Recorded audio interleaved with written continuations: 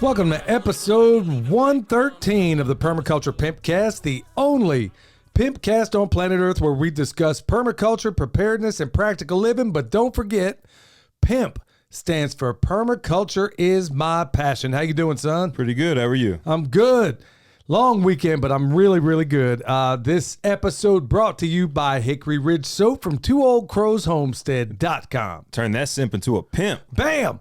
Heaven's Harvest, y'all, 10% off with promo code PERMA, P-E-R-M-A, all your preparedness needs over there, which only fits because this weekend I was just at a preparedness festival, but we're going to talk about that in a minute. Also, if you wish to tip a pimp, go check us out on the Fountain app. You can listen to all your podcasts over there. All of it, you can double up the speed, you can triple it up, whatever the case may be, but the best part about it, you can tip a pimp over there, and you can also leave some comments. You can pay us in the form of sats. Not even going to try to describe what a Satoshi, whatever they are. Anyway, they're a derivation of a Bitcoin, and you can drop it all over there like it's hot. Tip of the day. Ask others where you're weakest.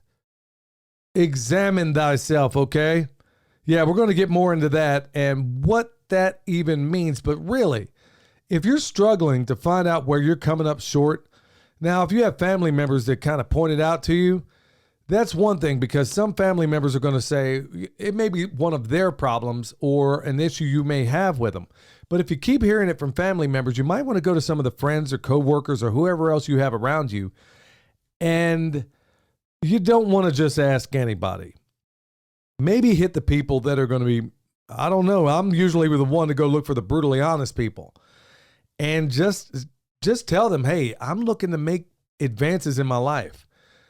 If they can't give you anything off the top of your head, off the top of their head, maybe suggest, hey, these are 4 things, man, I really feel like I can use work on. Which one, if you had to pick one, which would it be? You know, do those things. Do a little bit of self-examination. We don't do enough of it. I've been talking a lot about that lately, and especially in some of these videos where we're saying maybe get stuff from the left. Maybe the people on the left get some from the right. But go out there and ask. Believe me, my wife, many of you already know her. She's the homestead honey, Michelle. And, you know, my son, they will point out things to you. And if your family's like mine, just in the nature of living, they're always going to point out things in which you can improve. Now, don't be shocked if everybody doesn't overnight see the improvement. But you at least need to get their take on it and then find out, maybe subtly, if for no other reason than for yourself, to figure out those ways to correct those things. And then maybe that'll be an inspiration for them to do the same thing. But don't do it with any expectation outside of trying to improve yourself. And I've been trying to do a lot of that lately. And just remember, when you ask those questions, you may not want to ask your family, but if those are things your family are talking about, ask some of your closest friends and find out where you can make the most improvements in yourself, especially in these times, because we're only going to get, I was at a preparedness festival this weekend. You know, the one I was just talking about. I got to speak at it and also got to do a lot of listening.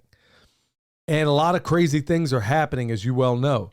I'm not going to spend a lot of time on this program going into a lot of what that is, but every single aspect of your life, we have got to be trying to improve. All right, so let's just jump right into the farm news.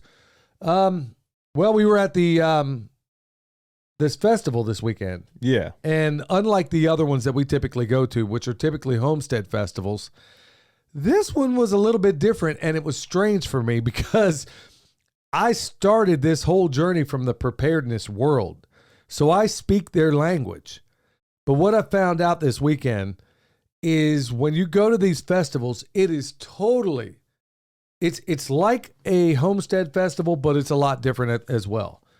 Because the areas of concern in the preparedness world aren't necessarily or at all the things that you're going to find at a homestead festival.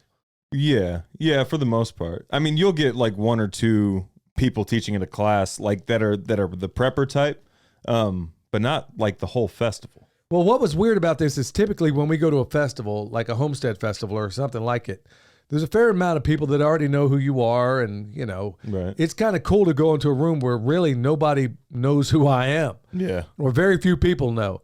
My friend Ike, he and his wife came down from Pennsylvania, and just wicked smart. You got to meet him. Yeah, I got to meet Ike. He's cool. Yeah, so man. They're puppies. Yeah. Allie and Gator. The first thing I said when I saw their dogs was, man, they look like alligators. And he said, well, that one's Allie and that one's Gator. Yeah. Yeah, they were cute dogs. Yeah. But also the kind of dogs where you don't start no SH, there won't be no IT. Yeah, so it's those kind of dogs. So they're friendly. I'm sure if you do get stupid, they'd be singing a different tune. Yeah.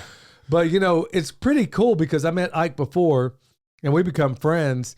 We got so much overlap. And then, man, dude, he blows my mind every time I see him, man, because now he's dropping off 3 different brands of Scrapple, which I can't wait to get into. Oh, wow. Another shoe fly pie, and then hook me up with some of these electrolytes that they use. I got to try some out of his jug. And I was like, this is better than the stuff I was using, the store-bought stuff. That's what I got in this jug. What, that electrolytes and some lemon juice. The one that they gave you? No, it's the same one as before, but I think it works. Well, they drink it all the time. That's all they drink. And he had a gallon jug of it, and I was like, okay. They told me what was in it. I didn't know what to taste. I thought it tastes better than that store-bought stuff any day of the week. That water that you said, I'm not even going to attempt to pronounce it. The one that starts with a G that's like German. Gerolsteiner or something like that. I don't think that's right. But I don't think it's any better than or worse than I would do. I think is the best tasting water. And it does like instantly get rid of your like hunger pains. Yeah, so make sure you stay out of it. So yeah, Dad, I've been buying my own. Yeah, so that stuff, it ain't cheap, man. That's some highfalutin, high expensive water, and it's high mineral content. Yeah, it's like $3 a bottle. No, well, what I saw was $4 a bottle, but the point of it is, he came up with this homemade stuff. He and his wife drink it all day long, and man, it's just pretty cool when you go to these things. It's almost like a homecoming. You meet people that you met before, and then you meet new people.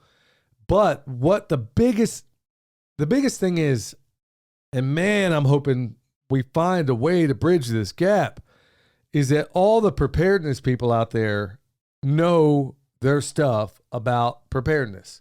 Yeah. But at homesteading festivals, you find out that they don't necessarily know what the prepper people know. And the prepper people don't know what the homesteading people know. Because as I'm talking and I'm giving my class, it's basically how to feed yourself for free. In a preparedness community, believe it or not, most of the people in that room had no idea what I was talking about. The second day I did the class, people were, spreading the word around. The second day I did the class, people were like, wow, I had no idea about this stuff. I'm asking people to raise their hands beforehand. There was only one person in that class in the second day that even had heard of permaculture before.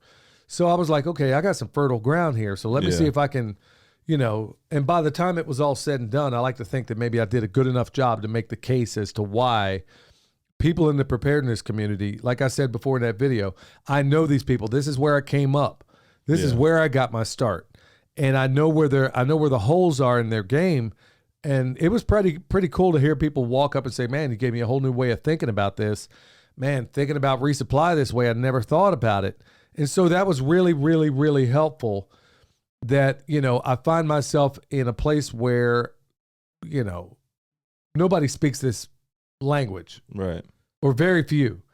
And then all of a sudden we're walking out of there and it was like, oh, ding, ding, ding, ding. Yeah, I couldn't believe some of these wonderful comments that people made on the way out of there. So it was a really good turnout. I do want to tell y'all also about William Forstchen. There's another guy out there. He's a nuclear expert by the name of Steve. Got to spend a lot of time with him talking. Steve was one of the keynote speakers, and he's a nuclear engineer.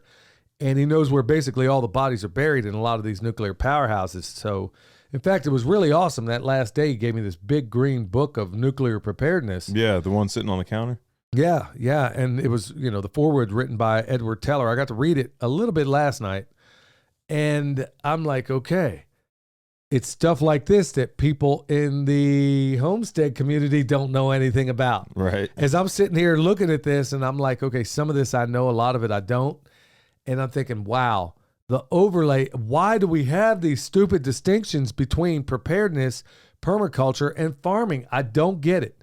And I'm going to do the best I can in this podcast and all the way around. Whether I think what I'm going to do is talk preparedness at the homestead festivals, and talk about homesteading at the preparedness festivals. That seems like a good idea. I think that's what I'm going to do, because I think a lot of homesteaders do have they do have some understanding, but believe it or not, many of them do not. Well, they have an understanding that they need to start, but not necessarily at what point that they are like prepared. You know what I mean? Or like how to they're stop. understanding that, but their understanding of, okay, I'm prepared now is a bit skewed. You know what I mean? Like them, for the most part, them growing food is them thinking that, okay, I'm prepared now. Right. But you have no backup if you had no access, whether a freak weather event, whether it be, Uncle Sam or anybody else comes in, or some calamity unfolds and, under the NDAA, they're in there trying to take your tomatoes or whatever else it is you have. So if you don't have caches, you don't have things put back. I mean, I want to really encourage everybody out there in the homesteading world, give some thought into preparedness, because like I said, I was in the room with William Forstchen. And if you don't know, that was the guy that wrote the book 1 Second After. Right. I just heard a reference in another podcast about that today. The guy, of course, I don't agree with him on everything. There's a fair amount that I don't agree with him on. But once again, where we do have positions of overlap, I can say, wow, he really called it in 1 second after. There's other things where I think he's all wet, but that's not to say you dismiss everything he says. Right. That's the mark of a thinker, is you can examine anything and being able to know what you can absorb that's useful. There's a whole lot he wrote in his book that everybody should give some unbelievable thought to, especially right now. Yeah. But for the most part, a lot of people in the homestead space don't want to hear about it. Right. There's likely people tuning out right now because they don't even want to hear this. But this is why I'm highly encouraging everybody out there, if you get a chance, go check out the preparedness festivals. Go check out the homesteading festivals if you're strong in one area and not the other. Because in what I'm finding out, and I'm throwing a wide net here, because there are some people in the preparedness space that absolutely understand the notion of resupply and growing your food. Jack Spirko. Yeah. Prime example. Bobby Spags. Yep. Also, there's others out there that understand how to marry the two, but so many people feel like, okay, I'm growing my food, I got a couple of weeks extra to put back. Well, I think you're missing a boat on a couple of things here. Right. Yeah. So like whenever I do permaculture consultations, the first thing I always do in the order of operations is make sure you have at least 6 months of food put back before you start with anything else on your design. Make sure you have a place where you can put 6 months of food and keep it protected. That is absolutely wise and admirable. And well, speaking of consultations, there's one potentially coming up in New Mexico if other people are on board, basically. So if you're needing a consultation and you live near Las Cruces, New Mexico, so like West Texas, maybe Arizona, I don't know how far that is away, or New Mexico, email me at permapastorsfarm@gmail.com, and we'll try to schedule something up. But that'll be cheaper than hiring me just to come to your property. We can kind of do a Jeff Lawton and knock out a little area or region at a time. Yeah, that makes sense. There's some other people that do that same sort of thing where they hit a bunch of people in the same area. So there's that. But when we get down to brass tacks, when it comes to these consultations, even if you don't pay for a consultation, get a second opinion about your place from somebody who has a dispassionate view of it. That's what I was doing today with Deborah. She's a listener to the Pimpcast and all that. That's what I was doing today at like that call I had at 12. I see. Yeah. She sent me a bunch of photos through a Google Drive. Some of them were aerial, some of them were like on the ground and stuff like that. And we just kind of talked through what she was doing. Some of the problems that they were having, mostly water issues with the 4 inches of rain they get in Las Cruces, New Mexico. It's Cruces. Cruces or Cruces? Cruces. I don't know. I'll find out when I get there. Yeah, they may say it some other way. I mean, you go to Oklahoma, and Miami, Oklahoma is actually Miami. Yeah, that doesn't make any sense. Yeah, or El Dorado, Kansas. Everybody else would call it El Dorado. Yep. or, Lancaster, Pennsylvania, where we call it Lancaster. Or decab. Yeah. Siri says DeKalb. DeKalb. Yeah. Siri can't get nothing right. Yeah. All right. So other farm news. Hey, I just want to put an exclamation point on that, y'all. Please cross-pollinate. If you are not in the preparedness world, you need to think about it. I mean, I'm not criticizing anybody on either side of the coin. I am encouraging you. When you got people like Dan Bongino and a number of others out there who aren't exactly known to be in the preparedness realm, and they're saying, look, something is going down. Get yourself prepared. This is so far outside of their wheelhouse of what they talk. You really need to give some serious thought about it. That's why I suggest if you need anything you can't grow, or check out Heaven's Harvest. You get 10% off with promo code PERMA. So let's talk about other things. And believe me, this is right on the heels of preparedness. I was out there today cleaning up the barn, which is now, I'm going to call it the compost barn. Yeah. And I made 2 more stalls out there because I'm definitely going to need them. I made 2 more stalls because it is nonstop compost making out here. And if you think for a minute that doesn't fit into your preparedness plan, then I got news for you. Because what was one of the biggest problems we had that everybody felt like they needed? It was nitrogen-based fertilizers. Right. Because of that. And you thought they were bad before. They're about to get much worse. Well, how do we avoid all that, son? Don't get dependent on them. Just start making your own compost and providing your own fertilizer with what's on your farm already. And fertilizer in the classic sense is not what you think when we talk about it. I am not talking about putting out NPK. I'm talking about letting my microbes go to work for me in the soil indefinitely, providing everything I need for that plant. And those are my allies. That's why we are making unbelievable compost. And that's why we are teaching it as much as we possibly can over there on Patreon. But saying a plant only needs NPK, we're finding out, is the equivalent of saying a human only needs protein, carbs, and fat. Yeah. Don't forget all the micronutrients or any of the salt or anything like that. That's the equivalent. And the cool thing about putting those microbes out there, getting them in the right balance, most gardens are always going to be, if you mess with it too much with any disturbance, it's always going to be bacterially dominated, right? Which may not be what you want unless you're growing like brassicas and stuff like that. So in other areas, you're going to want at least a 50-50 balance of fungal to bacteria in most cases. But here's the beauty about it, is that the exudates from your plant basically tell the fungi and the bacteria, hey, here's my shopping list. If you guys want food, if you want these exudates from me, here's what I need. And so instead of just having available NPK, they're getting trace amounts of, let's say, cyanide. No, that's not a bad thing when it's in a plant available form. Right. Or barium, strontium. The stuff they're spraying out of the clouds right now, but they're putting it in a plant available form. God knew what he was doing. They're also locking up too much of it too. Those toxic, those heavy metals and stuff like that. Excellent point. The stuff that they're spraying out of the sky. Right. Those guys now, these are why they're your allies. I'm glad you pointed that out, is that all these other things that we don't want, these guys are tying up through the composting process. Yep. They're taking those negative metals and whatever else is coming out of there. This is why if you're on that, like Jim Garris wrote that book, Kick the Hay Habit. Yeah.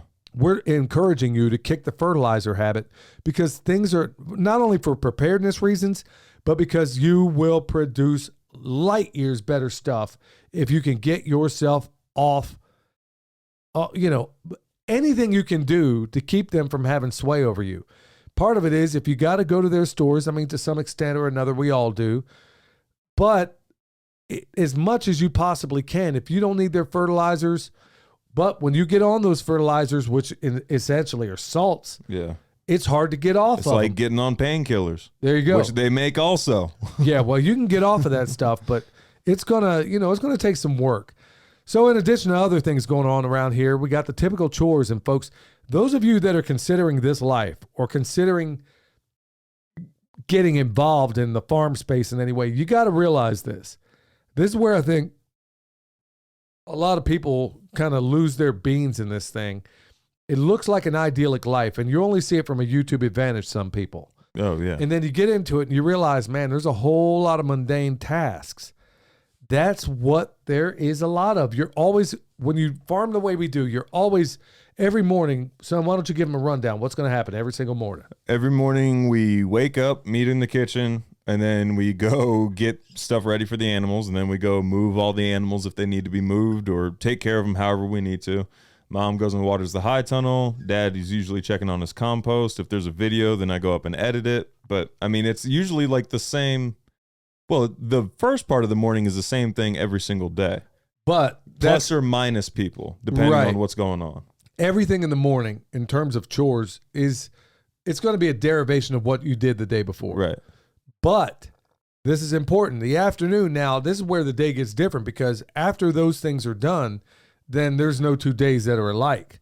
But people need you need to understand, if you're considering this lifestyle, there will be repetitive work. If you can't do that sort of thing, then maybe you're not really cut out for it. So I just want to make sure, I point that out, because there are record numbers despite, I was on there.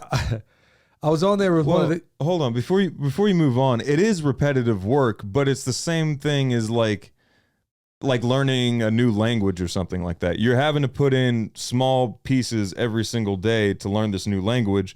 We're having to put in small pieces every single day to improve the pasture and increase so, I mean, there is it's not just repetitive work just because there's repetitive work to do. There is a goal to attain. Yeah, and if you're going to be one of those people that just put your animals out forever in a day and you just look at them like what Greg Judy calls the Columbus method, you go find them later on in the fall, you just stick them out there, well, you're going to have messed up pastures. No two ways about it. So we keep everything holistic, we keep everything moving, and everything stays moving and everything keeps improving. So that's exactly what we want. All right, so other farm news, still on my study program, I did finish my speed reading course, and that is Quick Learning. Go check that out I would recommend it. It was like $200, and my reading last time I did my test, I went from 260 words a minute to 840. That's cool. Where I ended. And then you can continue to improve. Now the thing is, I got to make sure I'm in the right mindset. I got to make sure, because the books I'm reading are not light fiction, you know. I'm reading, right now, I'm reading Trees of Power by Akiva Silver. This is information I can't just lightly read. I got to know it. So there's ways in which you can, it's quick. Well, by the way, KWIK. That's the way you spell quick learning. Oh. Anyway, you want to check that out. That's what I use. So anyway, I'm very pleased with it. It does require something out of you. If you think, oh, well, I'm just going to kind of skate through this. No, there's a lot of mental work that is required. So if you think this is just, I just learned a couple of techniques and I drive on. No, there is a lot required of you. So that is going to take some doing. Just want to say, I love to teach what I know. I don't know everything, but I love to teach. And being out there this weekend, man, it was really cool, but I got to say what I love even more than teaching is learning. And just remember, if you learn a new task, y'all, try to teach it, because when you teach, you learn it twice. That is a fact. So you become much more adept. The guys I train as butchers, that's why I kind of push them in the deep end as far as teaching, because that's when you really, really get to learn it, is when you know you can teach it to someone else. So everybody that's learning new skills, keep in mind that is of profound importance. Now, before we go into Pastor Lon, I want to remind you, Kentucky Sustainable Living, October 28th and 29th. We're going to be there. They got a VIP dinner, and the money is going to help out Vets for Child Rescue. In addition to that, don't forget, we got some new shirts supplied by my man Ike. 100% of all proceeds will go to that festival in Kentucky to Vets for Child Rescue. So that's going to be more money just incredibly generous. So that, just to be clear, that means if you pay $25 for a shirt, how much of that is going to Vets for Child? $25. All right. Yeah. Unlike a lot of other organizations out there, folks, if you, as a little side note, check out where you're sending your money, whether it's Feed the Children or some of the others. There are websites on there that will show you how much money actually goes to the cause. Yeah. You would absolutely lose your mind if you checked out a lot of these organizations and find out actually how much goes to the cause. Yeah. So with that said, let's go to the homesteading pastor, Pastor Lon. Hello, everyone. This is Pastor Lon. I got one verse of scripture I want to share with us today. It's in Hebrews chapter 12, verse 1. Wherefore, seeing we also are compassed about with so great a cloud of witnesses, let us lay aside every weight and the sin which does so easily beset us, and let us run with patience the race that is set before us. Think about this for a moment.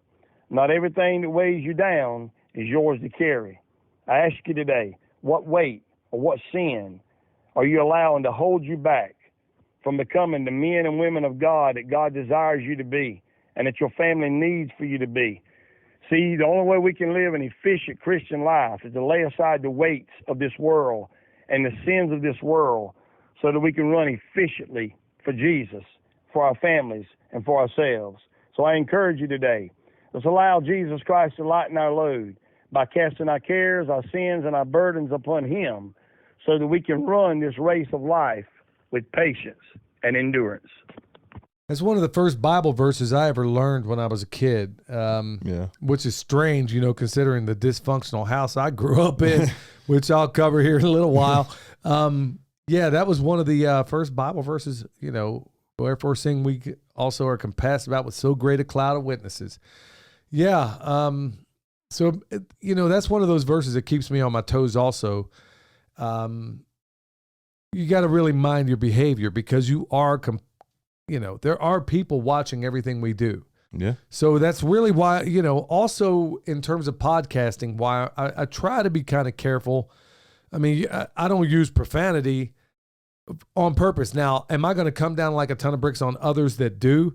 And I hate to even call it profanity because what we call profane, it was the only reason it was made so is because some British lord decided people were dogging him with that word, so that's all of a sudden why it became profane. Joel and Sean actually just had an episode about it on Kill the Mockingbirds. Yeah. And Joel talked about it. Yeah, Joel, I remember talking about it individually.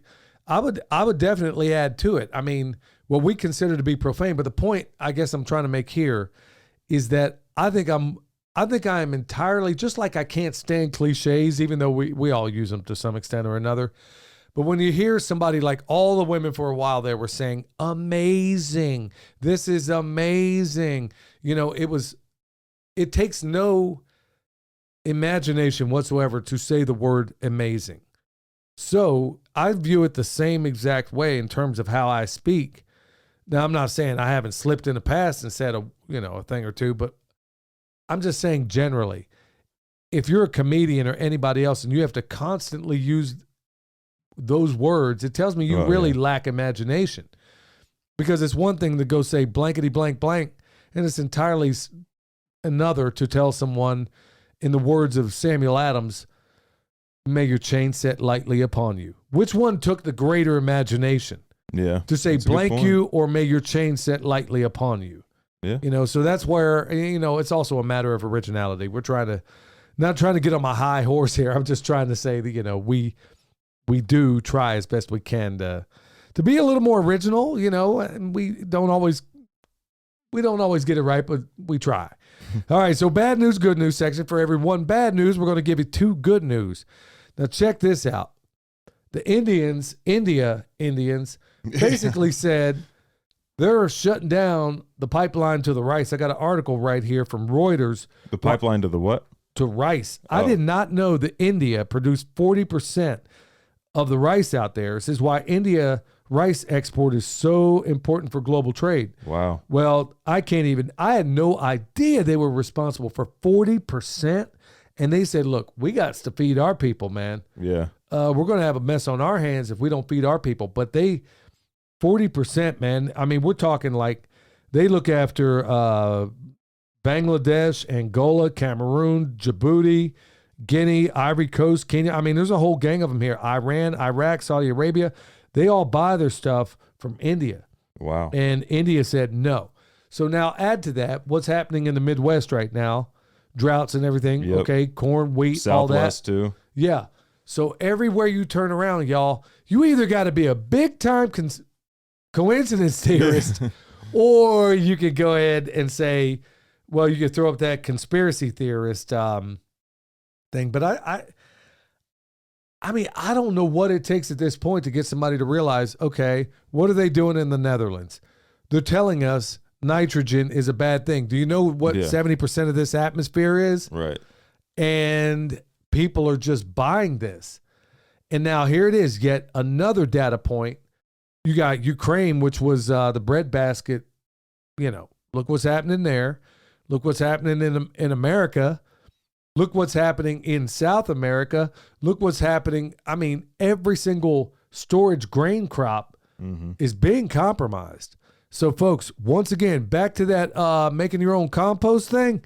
I think I just provided another couple of good reasons why you might want to consider that. I saw a video today. You were talking about, like, if you're not awake now, I don't know what you're doing. I saw a video today, and it was this old timer talking about being awake. And he said it's like putting on a pair of glasses, but there's rules to the glasses. You can't take them off, and you can't make anybody else wear them. That is profound, really. Yeah. That really is profound. What's troubling, though, is that every demarcation point where I think people will say, okay, I've had enough. Yeah. The powers that shouldn't be continue to cross those lines, and still nobody cares. Everybody kept saying, okay, when they impose this on the children, people will just lose their minds. Did they? Nope. They said, we're doing this to your kids. We're going to show them how to be trans testicles. We're going to chop their junk off. In addition to that, we're going to go ahead and jab them up, or they ain't going to school here, or do like they did in Australia, where they basically would lock the kids up in stadiums and nobody does anything. I thought, okay, everybody said that's the demarcation point. And then I hear this other stuff in America. Well, if they come after the guns, that, you know, I got news for you. I'm going to make myself a very unpopular person with what I'm about to say right now. I don't believe we know what the bottom is. All the people that are out there saying, well, they'll never get my guns. Okay, let them not eat for 3 days. And I guarantee you those same people who are not prepared will hand those guns over in a minute to get themselves and their kids fed. The people that are saying out loud that, well, when they come for the guns, well, they're the first ones that are going to give up the guns. Absolutely. They're absolutely the first ones to give up the guns. Or the ones that go say, I'll go hunting if things get bad enough. Right. And I'm like, have you ever been hunting before? You ever killed anything? You ever spilt blood?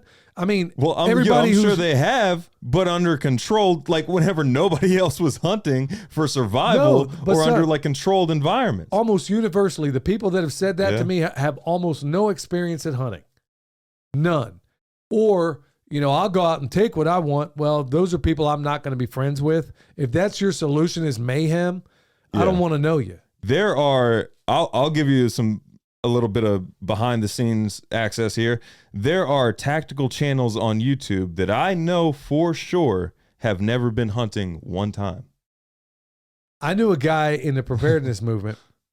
I won't say his name. I knew him back in the day. He would come out there in the tactical gear. Yep. Had a, you know, he looked the part. Man, did he look the part. Claimed he had been some schools or whatever. Mm-hmm. And had never procured food in his life from the wild. And I'm like, okay.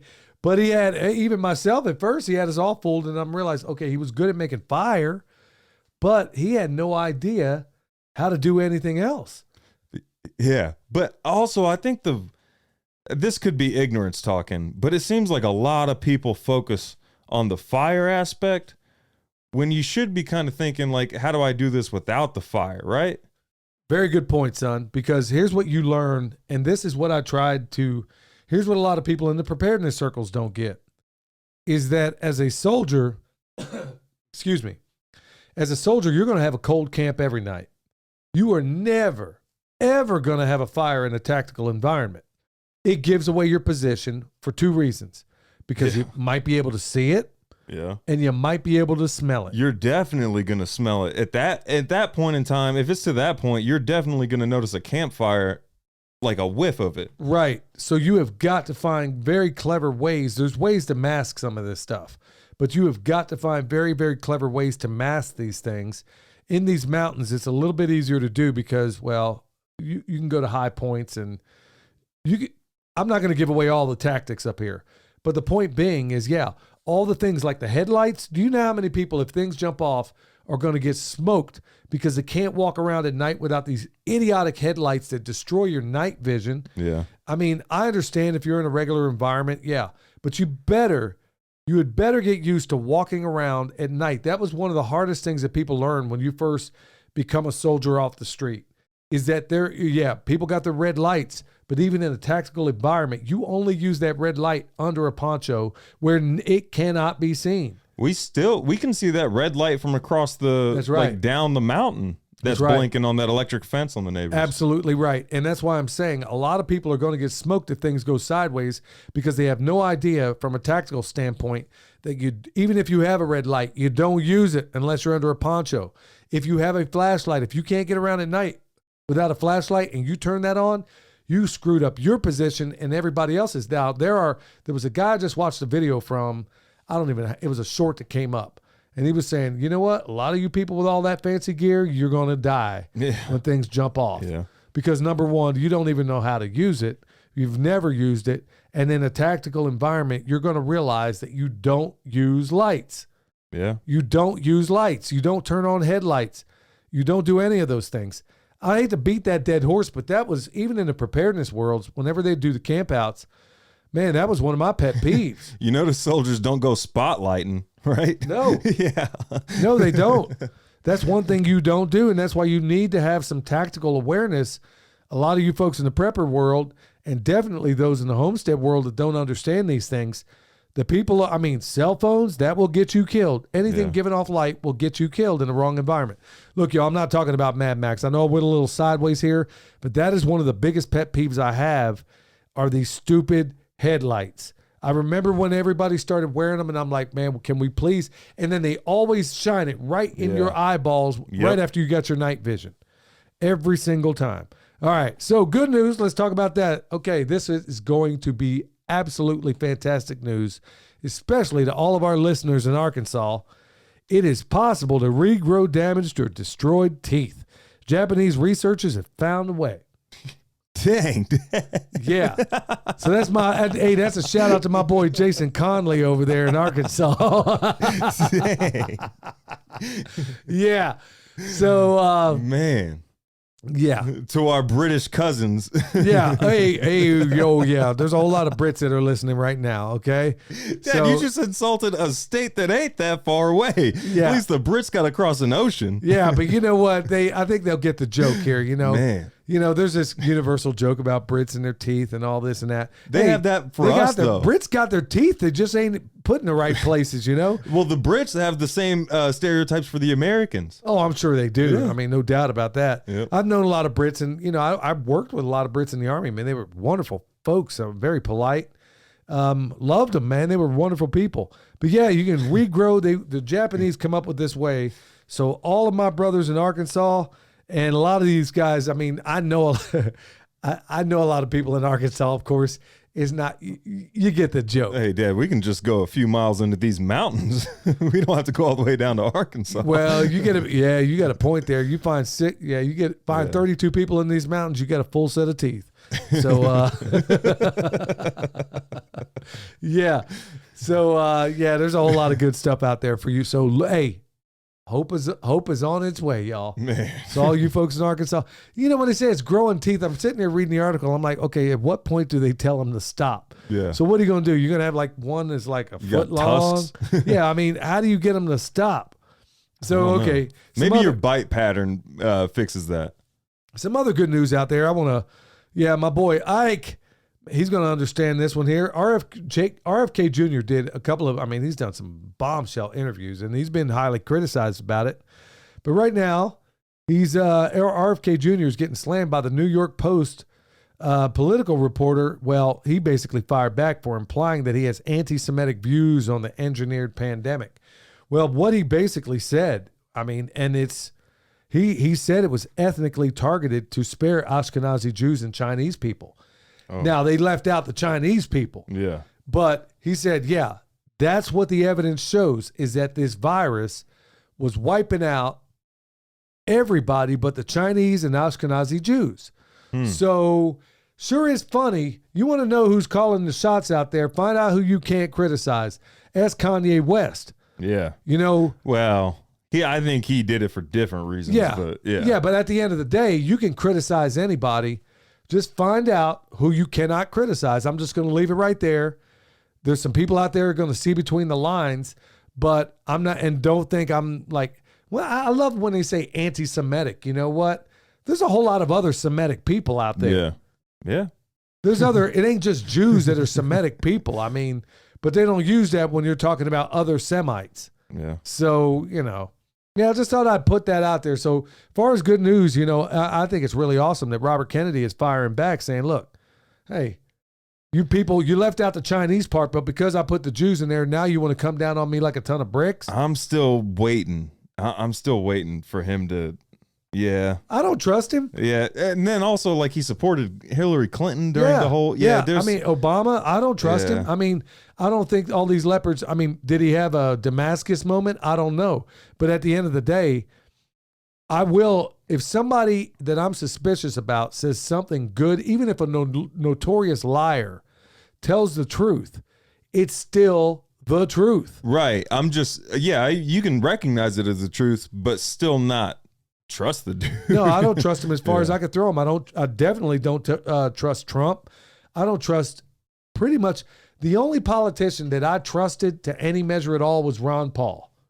Outside of that, every last one of these, even Rand Paul, I mean, he goes sideways on some stuff. And there's some things I can be highly critical of him about. I will applaud this man or anybody else when they do something I think makes sense. I just love the fact that he made his case and he's standing by it. He's saying, yeah, here's what the evidence shows. Chinese and Ashkenazi Jews, strangely enough, are not affected by this COVID virus. Huh. You think we ought to examine? Oh, who might have been behind this? Yeah, who's an Ashkenazi Jew, Dad? Well, a lot of them out there. I mean, you are too. So am I. Oh, yeah? Yeah. So anybody that wants to say, oh, you're bashing Jews or whatever, well, look at a little bit of my heritage too. So, But yours also. Like yours meaning the listener. Yeah. Yeah. Yeah. There's and believe me, there are ways in which we could prove this. But I'm saying you're dogging my Jewish background. I love how they say, oh, you're dogging Jews because you talked about George Soros. George Soros doesn't even identify as a Jew. Right. So, I mean, at the end of the day, I'm sick and tired of some classes of people being beyond reproach and other people. You know, I got no problem at all with the general people that come from a Jewish faith. I got a problem with some of the things their governments do. Yeah. You know, what is the most decorated vessel in American history? USS Liberty. Folks, go look up what happened to the most decorated ship in U.S. history. Go look at who knowingly did it and go look at the fact that you don't know about it. Maybe we'll talk about that in the future. When we get back, we'll get straight into it. It's time to eat. I don't want it discreet. What I am cooking, I keep it a vibe, even a sheet. Not here to make friends. Rent free in their heads. They don't like what I say, so they say that I work for the fans. When you're out of the box for the truth, they call you a side, cause what they assume is unpaid opposition, cause I see things like Andrew Tate as a spoon. To me, it's easy to see like tearing down women. Yeah, I think I like that song. Yeah. I think I like that. Talking about tearing down people that everybody has held up. Yeah. Andrew Tate, yeah, I'm right there with him. I don't think Andrew. That's one of Joel Thomas's newest songs. Yeah. So Van Tesla, Yep. Joel Thomas over at Kill the Mockingbirds, also Sean Chris. We got another one of his new songs for the next transition. Yeah, so we changed up the music a little bit, and we're trying to see what we got to do to go back to the Gap Band in the beginning of this. I love Joel. I love what he does, but man, I think Gap Band kind of really, really, really set the tone for this show. If y'all want Dad to sing in this intro, we need you to leave a review, a 5-star review on any listener you're listening on. Not sure that's going to happen, son. We're going to try to find a way to bring it back in there, but we may have to do something slick. All right, before we get into it, y'all, $50 off EMP Shield with promo code PERMA. And once again, y'all, EMP Shield, look, I am not trying to go to the club, anything like it. I just need to get to my crib. I need to get to Billy's Jungle Palace of Love. That's the only place I need to go to. I'm not trying to go anywhere else. That's why I need it for the vehicle. But for the house, the number one threat, especially if you live in Tornado Alley, is going to be lightning. Yeah. 25,000 guarantee. If the lightning gets past that thing and blows up your stuff, 25 G's. That's what they'll cover. Or apparently if you live here too now, because all the lightning storms we have now. Didn't used to be a problem. No. Didn't used to be a problem. All right, so let's get into the topic. All right, I'm going to tell you all a story, and it's going to hopefully make sense. I told this story briefly to the people out there at this last preparedness festival. When I was a kid, when you're my age, or when you came from where I came from, look, full disclosure for those that are new, I come from a family of, I'm basically the son of convicted felons. They were incarcerated for bank robbery. We have an episode, the Permaculture Pimp Daddy. So growing up in that environment, myself and my 5 brothers were sent to live with our grandmother. And she had just been recently widowed. I'm talking like she was 70 in her 70s. And here she is. And when I say recently widowed, think about this. Your daughter just got thrown into the joint for bank robbery. Your husband dies. And then a month later, here it is. You got 6 of your grandchildren coming to live with you because nobody else in the family would take us. So here we are. And imagine you're a single 70-year-old woman looking after 5 boys. Well, we subsistence ate. We ate to live. There was nothing real fun about the food we ate. But as a kid, I didn't know any better at the time. I didn't know that it was unusual for us for a really good meal the only meat we ever ate was, believe it or not, boiled gizzards.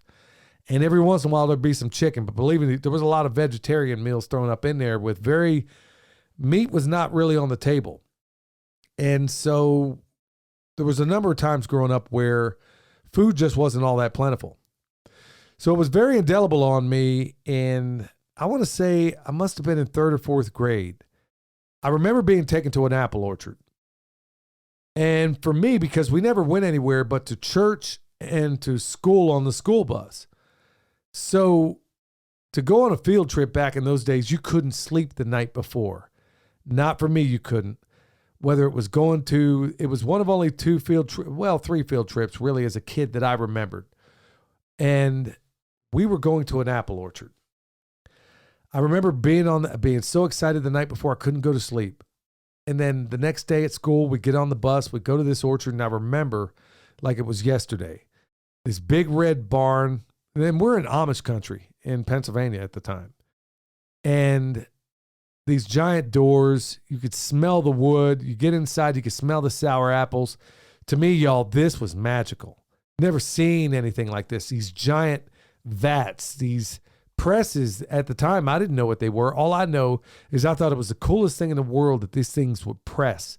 And then all this juice from all these apples would just squeeze out of it. And then right at the bottom of it, they had these little Dixie cups, and they gave us all a drink of it. In that moment laid the future of my life, but I didn't know it. I tasted real food, I think, for the first time in my life. And it was those apples. I had had apple juice before, but it never tasted like it did from that time since.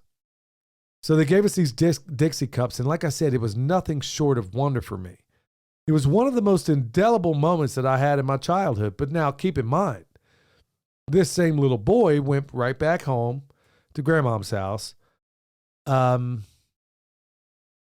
right back to eating boiled gizzards. That's why to this day, I still cannot eat boiled gizzards. Well, let me tell you what this created in me, and to a high extent, my brothers also.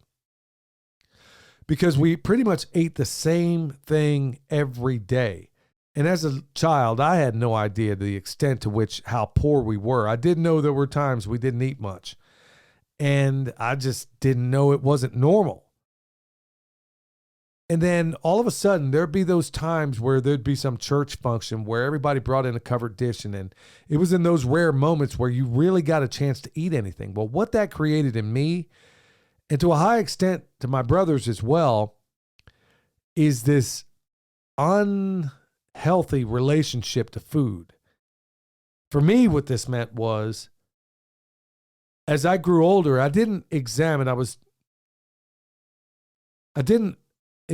reasons why, but I would always eat till I was stuffed. My brothers did the same thing. As I grew up and I got into high school, every once in a while we'd go to an all-you-can-eat, and it was like, man, you just go in there and be a full-fledged glutton. And it was cool to do it. And believe it or not, my mom and dad by that time were out of the joint and really not the best parents in the world, but they did the best they could given where they came from. So I'm not really dogging them completely. The point that I'm trying to get to right now is that early environment, and later on the environment that ensued after that, created a very unhealthy relationship to food. My other brothers were very unhealthy and probably still are.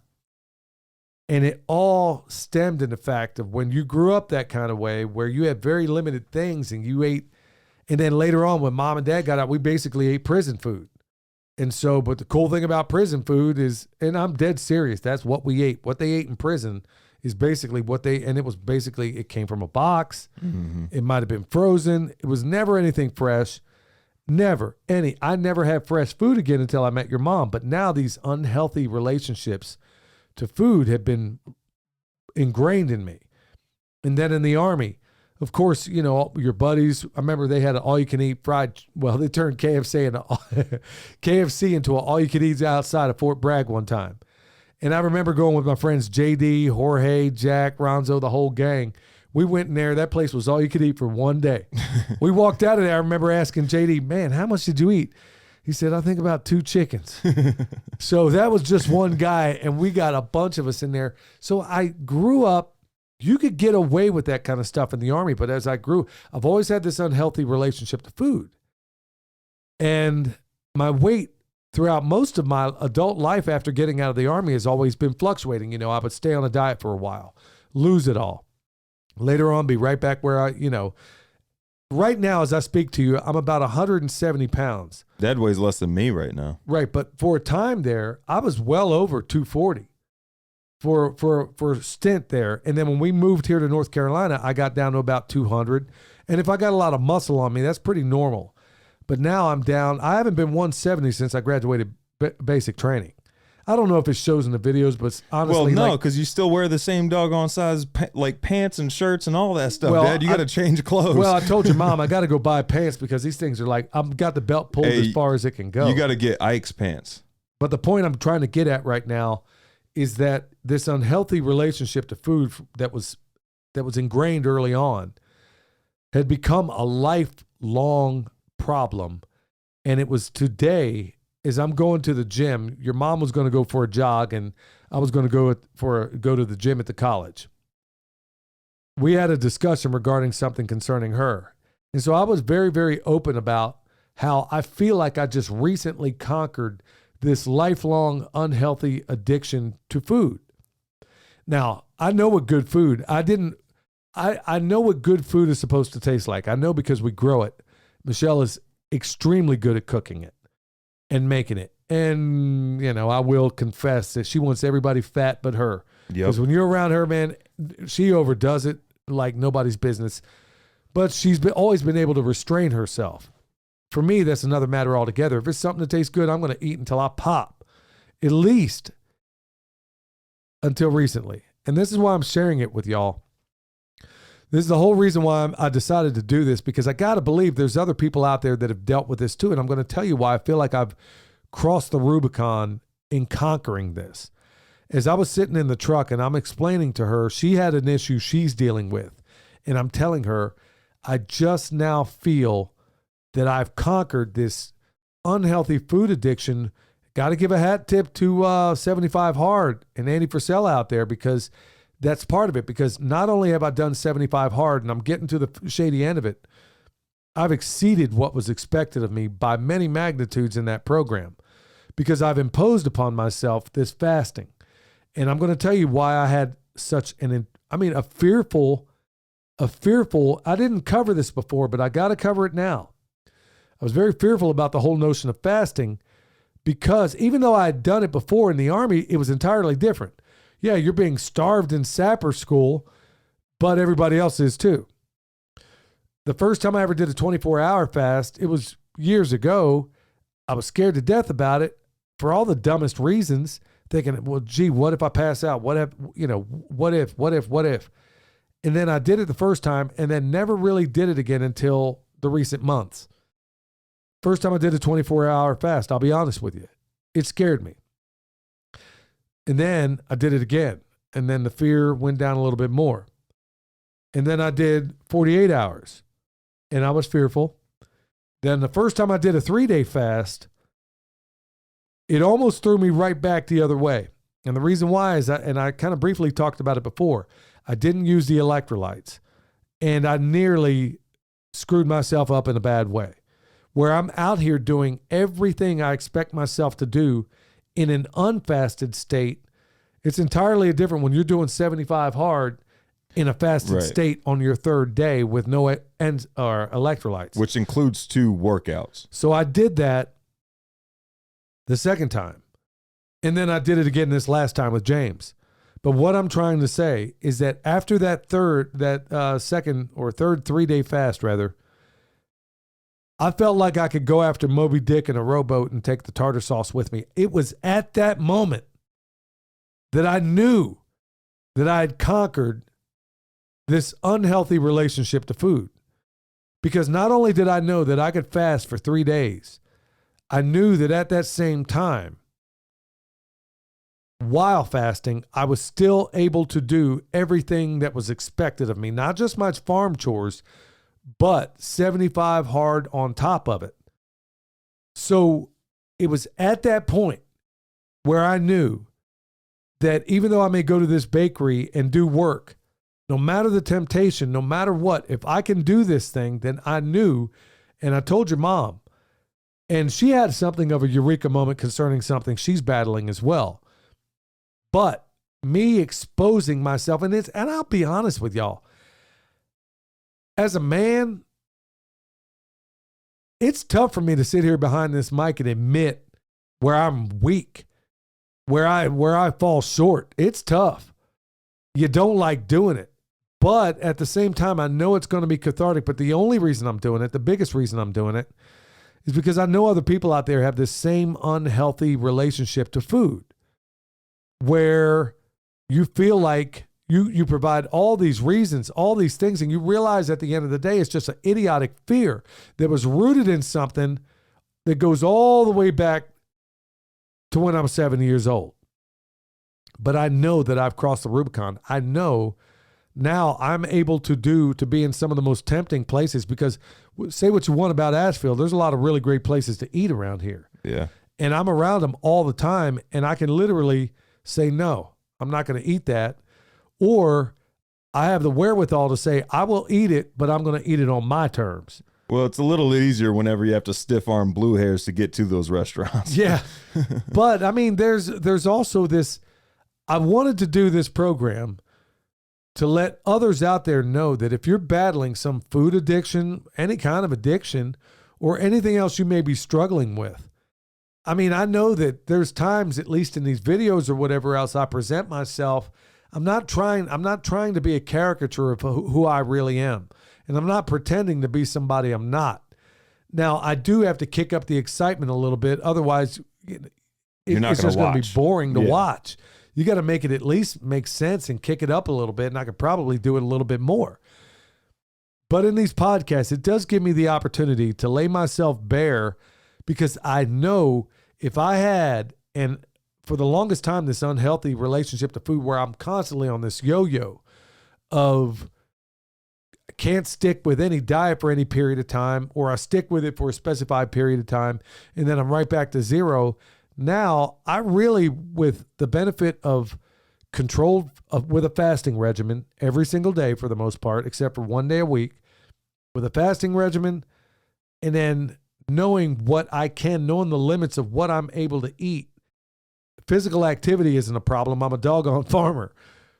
But knowing at the end of the day that I am able, that the most liberty-minded thing you can do is decide what you will and what you will not put in your mouth, and to have the control And it's been with the benefit of fasting. It's been with the benefit of having a legit plan. And folks, I hope that is a help to all of you folks out there that are suffering with this.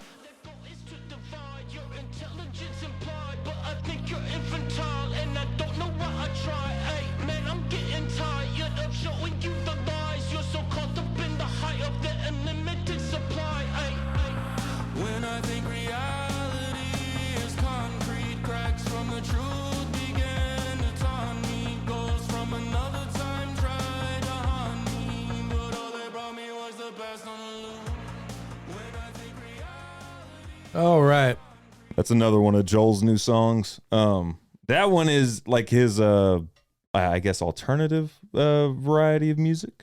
Yeah, I think we're going to have to go to the drawing board, son. You don't like that one, Dad? Not at all. Okay. Yeah, I mean, I love Joel, but yeah, I like the other part. The I words. like half of it. I like half of it. I don't like the first part of it. All right, y'all. This part of the show brought to you by Harvest Right Freeze Dryers. We got a link down below, but look, I'm seriously asking y'all to examine those parts of your life. I'm doing it myself. Examine those parts of your life where you know you need work. And I know times are tough. I know inflation's off the chart. That's all the more reason why we need to do these things. I am the best version of myself that I think I've ever been. COVID was a nightmare for most of us. But it turned out to be the best thing that's ever happened to me in terms of what it made me do with my life, the turns I've had to make, the changes I've had to adjust to, all these other things. It was either make a worse version of yourself or find a way to become better. And I like to think that I've chosen the latter. All right, so into your questions right off the bat. Got one from Alan here. He says, Billy, please keep us updated on the speed reading course. Very interested. I've always had problems with reading retention. I try to consume the word as well. And he also says, I also want to thank you for the interview with Tony. A reminder to my own train wreck conversation and he's basically saying it almost had him in tears. I mean, yeah, Tony really laid himself bare there. So maybe that was a little bit of inspiration for why I did what I did tonight. Absolutely praising God for saving him. And so anyway, another hat tip to Tony. Thank you so much for reaching out, Alan. Right. Yeah, there were actually quite a few comments about that Tony's interview. People really liked that one. I got one from B. Lynn. She says, I think the lefties may have an advantage on the left-right thing. They live in a right-handed world. Take shifting gears, for example. P.S. I always tell people to buy an atlas instead of using their phone to get almost anywhere. That's a real smart thing. And that's something a lot of truckers do. Well, I'll tell you what. I remember on my way down to Deep South when that thing started tripping. Oh, yeah. You guys bought an atlas, didn't you? Yeah. And foolishly, it didn't have it to begin with. So, yeah, having those atlas.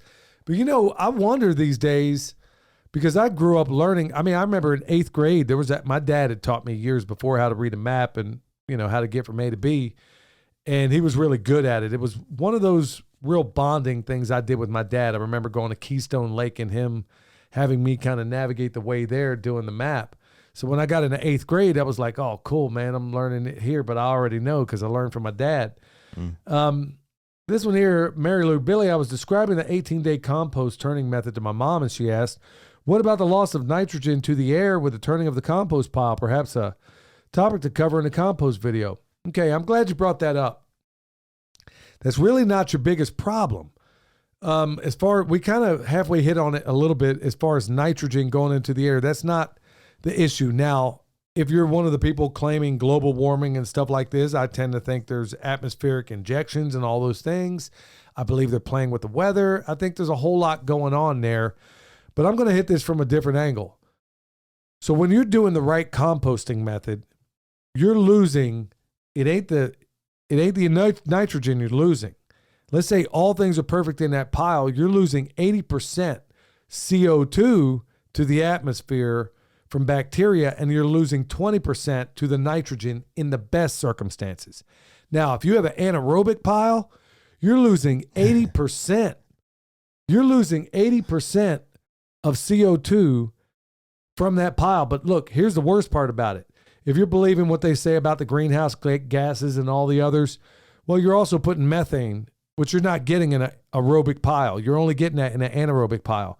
You're getting methane. You're getting nitrous oxide. You're getting sulfur dioxide. You're getting all these things that only produce when you have an anaerobic pile. So if you're putting out things, you're keeping most of that carbon in the soil if you have an anaerobic pile. I think she might be asking it from a different. She's like, I think she might be asking like, well, all your nitrogen is escaping. How is that going to benefit your plant? We're not worried about nitrogen so much. Yeah, the nitrogen, the high nitrogen stuff is to heat the pile up, and it's for like it's the party food for the bacteria. The high nitrogen isn't there necessarily to benefit the plants later on down the line. That's what the bacteria and the fungi are for. Okay, so in case I did get it wrong, which is entirely possible. It could have went either way. Yeah, so if I did, I'm glad you pointed that out because she may have meant exactly what you answered. So, hey, you know what? No matter where you stand in that continuum, I think we got you covered. Got one from Uncle Neckbone.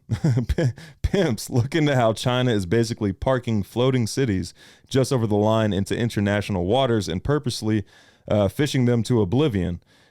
Ish is getting crazy, is what he says. Keep them pimp hands strong, good sirs. Well, you know, I guess I'm not aware of that story in particular, but it wouldn't shock me none.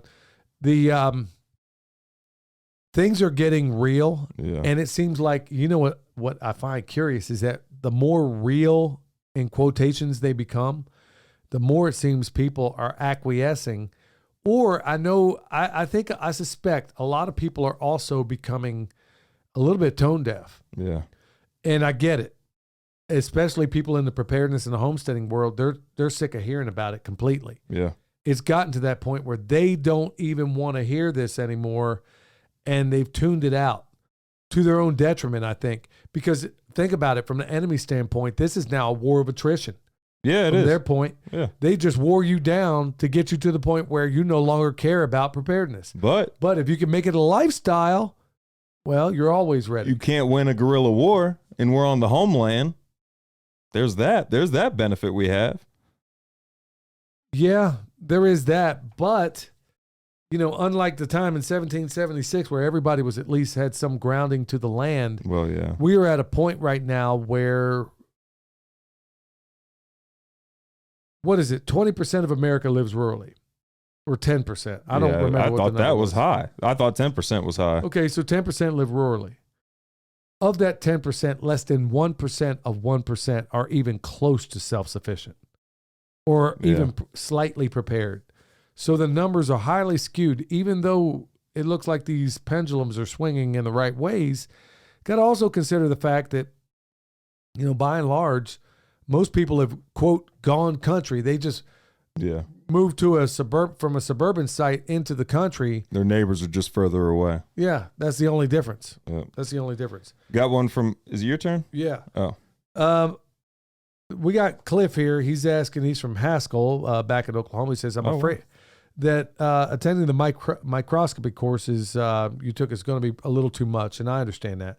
He's got a wife with Parkinson's and stuff like that. Can't really leave the ranch at any period, but he's wondering, he's got microscopes and everything available. He's wondering if there's a book that can teach you how to do this. No, not that I'm aware of, because there is a certain amount of tutorials that go on in addition to this. Now, I have heard, but I have not personally examined it. I heard Matt Powers is teaching a course. I haven't examined that course. I haven't looked at it myself, but it might provide some answers. I don't know what he expresses in this course, and I don't even know if it's worthwhile. I've heard good things, but then again, I don't know personally, so I don't know what to tell you on that score. This also might help. I just saw today that Dr. Elaine Ingham's course is half off right now. So there's that. Well, it's the ecosystem restoration thing that's half off right now. So that ain't what he's looking for. That might. Oh, okay. And frankly, I don't recommend that course. I didn't know if that was different than what I'm taking. No, if it's included in the package you have. Okay. But that ecosystem, if that's all you're going to get, don't waste your money. It's a package. It's not the course. It's a package. Okay. Well, ecosystem is part of the package we're part of, but still, it's quite expensive, and a lot of people are not going to be able to do that. I've heard things about people going about Matt Powers. I haven't examined it. I don't know if it's worthwhile or not. I haven't yet I can't endorse it because I haven't looked into it. Jeff Lawton also has a documentary called Soil, I believe. That might be highly beneficial to you. I mean, anything you get that's Jeff Lawton's is going to be highly beneficial to you. But actually if you examine what Jeff Lawton says whenever he talks about composting or soils or anything like that, you're getting the same information, just not like, here's what you look for on a microscope. Yeah, Jeff will definitely get you across the finish line. You just won't be able to look under the microscope. The reason why the microscopy skills, you know what? We could absolutely, I am so confident at this point, I know that I can produce biocomplete compost and not even look under a microscope. I know I'm good enough at it, and I make pile after pile after pile.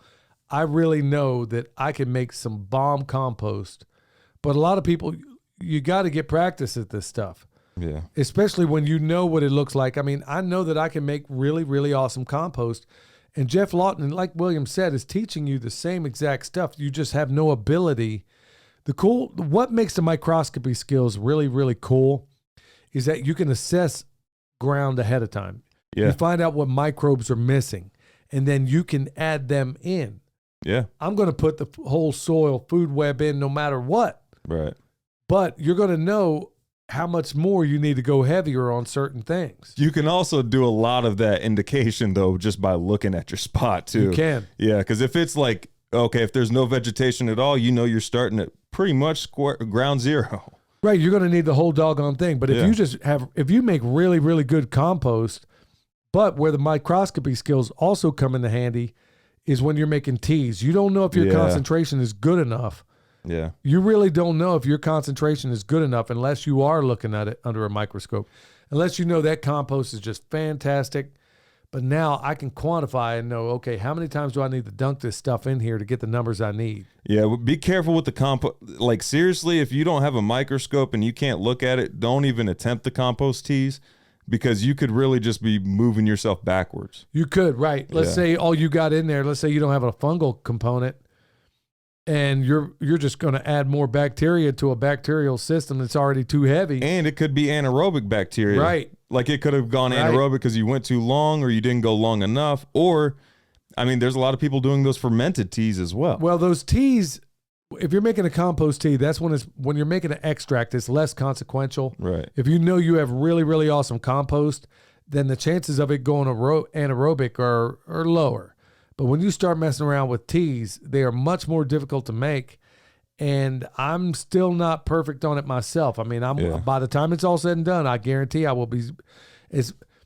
Look, I can't dismiss the importance of repetition, doing it over and over and over and over again. Like I did a thing today on Patreon where I'm talking about, okay, I screwed up. I tried another recipe on this compost. It didn't work out. And here's how I'm fixing it. So you have got to be able to try this thing with different materials, different times of year before you become an expert at anything. But also with this teas and everything else, it's a little more, there's a higher degree of difficulty, because if you go anaerobic, you'll know it. Mm-hmm. And like William said, if you look under that microscope and I see a bunch of ciliates floating around, I don't see any fungi. Okay, I know that all my fungi just got eaten up by the anaerobic bacteria. So, but yeah, there's a lot you can do without a microscope too. Yeah, which actually is also a benefit as far as like the tea versus extraction thing, because the extraction, like if you have good compost, you can do that right away. Absolutely. Yeah. There's no reason you can't start doing the extractions. Right. If you have really great, I'm glad you pointed that out, because you can honestly take that compost and stretch it out way further. Yeah. Over and over again. Extract, and you have less danger, but it really doesn't hurt to know if you really ought to know what you're doing with those compost though. Yeah. Got one from Jesse Workshop on the Fountain app.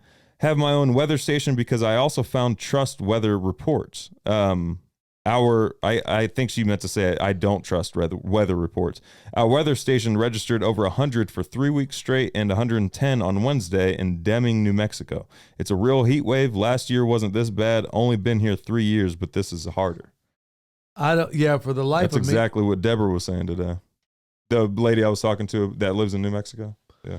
It was Folks, I really believe that playing games here, and all you folks who live in deserts, you need to be thinking about your water storage. I mean that in the most massive way. Think about this.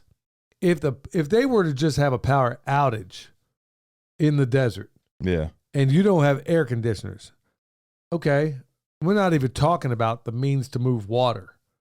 Okay, so you got a pumping station. What if that ain't counting? Folks, you got to be thinking about that water in a massive, you need gold, guns, and a getaway plan, as Gerald Celente says. But you need to be thinking about your water and an escape route if things go sideways in a desert. That's a big deal. Especially if you don't live in a rainforest like we do. No. Yeah. Yeah. So right here, we got one from Ricard. We've heard from him before. He's from Sweden. I like this dude. I hope I'm pronouncing your name right. It's either, I don't know if it's Ricard or Rickard. He says, yeah, I got a couple of questions for you guys. Chicken tractor on steroids is a viable option for me.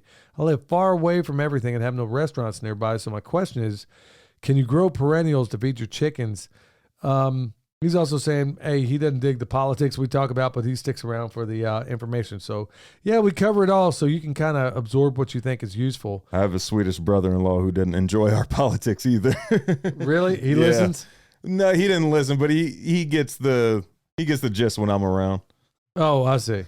Yeah. So, it's pretty cool though. I mean, it's always, and hat tip to you, Rickard, or Rickard. It's a hat tip to you because you're demonstrating something that most people can't. Most people, especially in America, they hear one thing they disagree with and they will throw the baby out with the bathwater. Right. And they won't listen to another word. So, credit to you, and folks, we can learn. This is something we can learn from.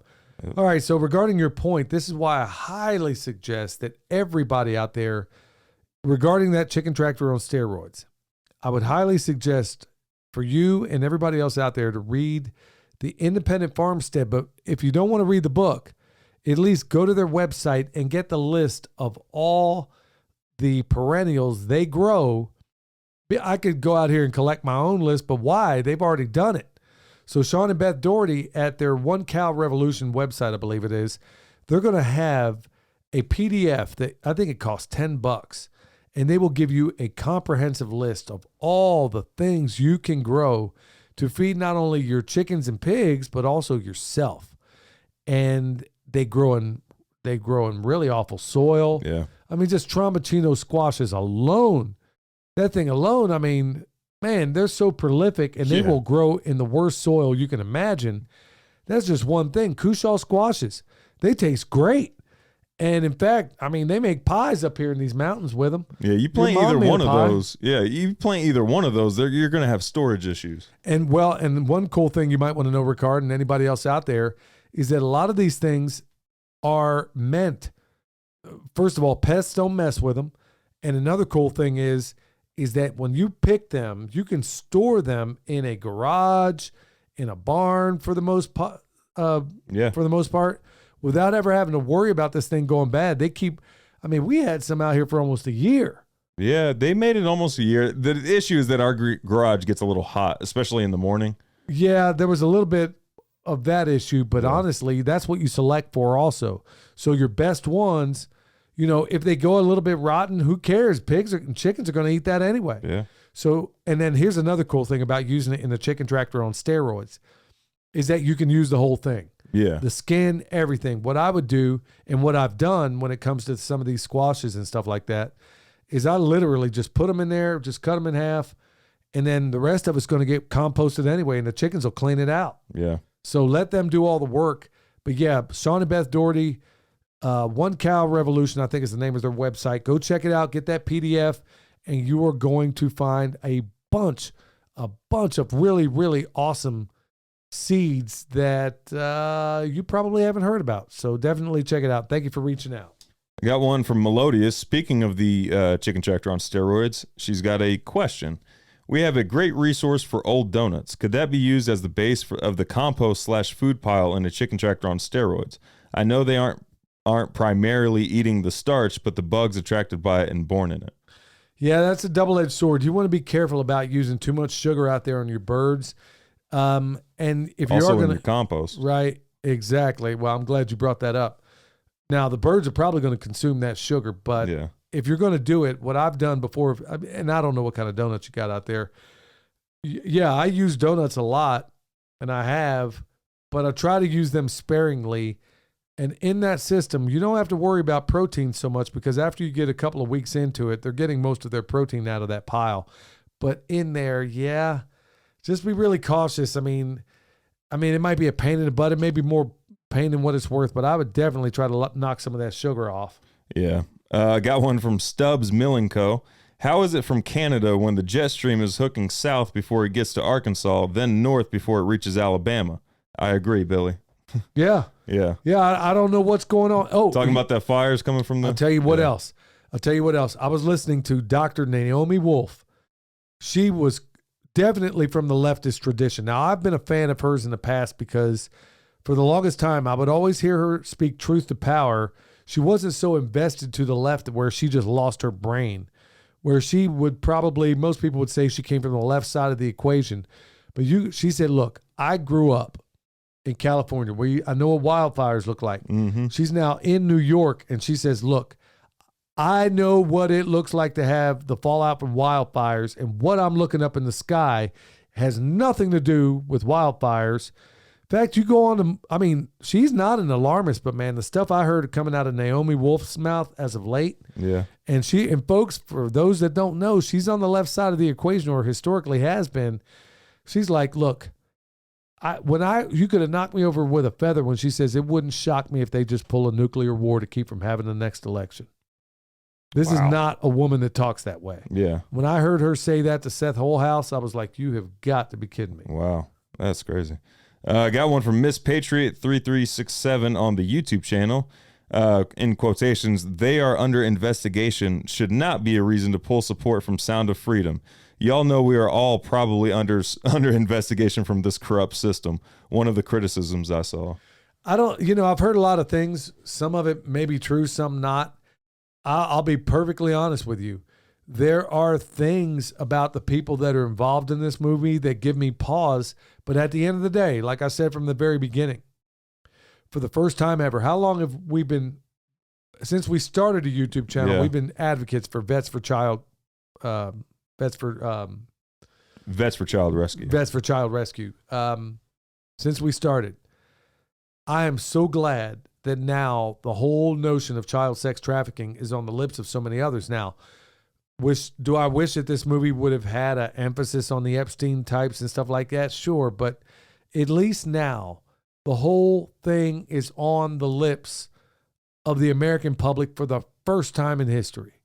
For the first time ever, everybody that has any sense is at least aware of this movie.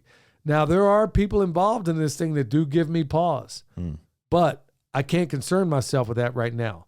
What I am concerned about is now this is something I can build on. Yeah.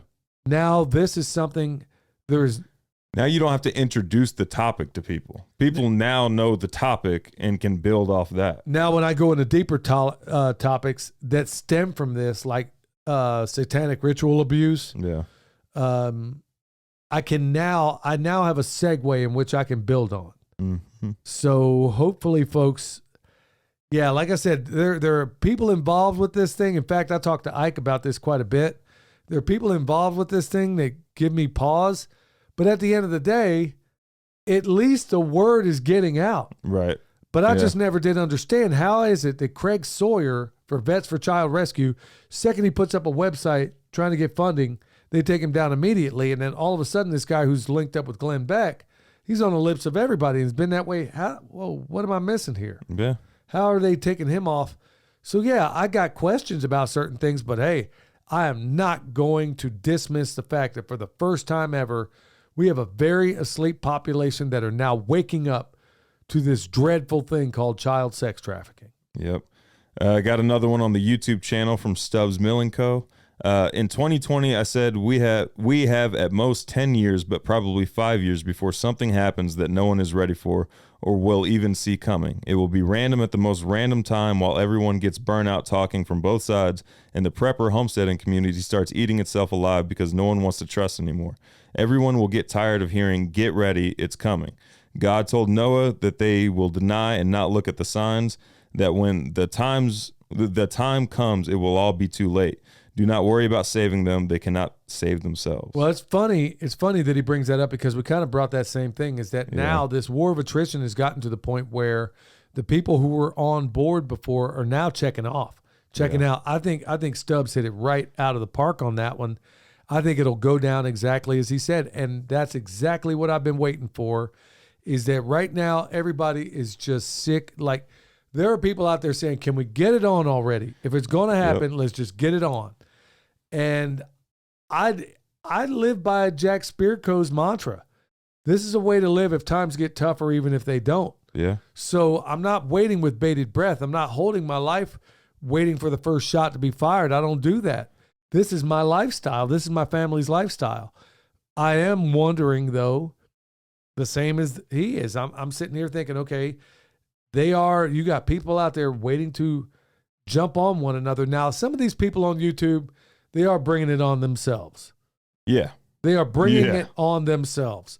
When you're out there claiming you used to be a homesteader, now you're a preparedness survivor. Okay, how many?